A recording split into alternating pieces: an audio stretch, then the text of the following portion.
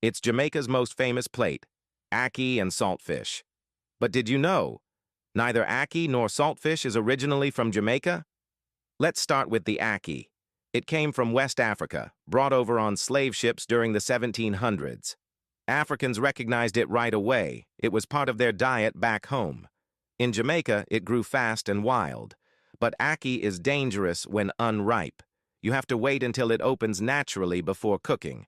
That's why we say, don't force ackee to open. It's a proverb and a warning. Now the saltfish. It came from Europe, mostly England and Canada. Colonizers needed cheap, preserved food for enslaved people.